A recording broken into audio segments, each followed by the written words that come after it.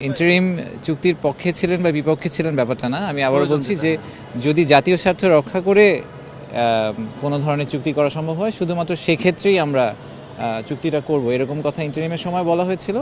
আমার মনে হয় যে কারেন্ট গভর্নমেন্টও সিমিলার একটা পজিশন হয়তো নিবে, অন্তর্বর্তীকালীন সরকার এবং এখনকার সরকার। সো যেটাকে আমরা বলি জাতীয় স্বার্থের পক্ষে যেদিকে যে সিদ্ধান্তটা নেওয়া দরকার সেই রকম করে সিদ্ধান্ত নেওয়ার জন্য উনি আমাদেরকে ডিরেক্টেড না সরি আমি আবারও বলি ইন্টারিম চুক্তির পক্ষে ছিলেন বা বিপক্ষে ছিলেন ব্যাপারটা না। আমি আবারও বলছি যে যদি জাতীয় স্বার্থ রক্ষা করে কোনো ধরনের চুক্তি করা সম্ভব হয়, শুধুমাত্র সেক্ষেত্রেই আমরা চুক্তিটা করব, এরকম কথা ইন্টারিমের সময় বলা হয়েছিল।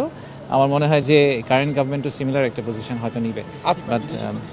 বাট এখনো আসলে এটা প্রথম দিনের মিটিং, আমার মনে হয় যে এটা নিয়ে খুব কনক্লুশন ড্র করা উচিত হবে না আপনাদের।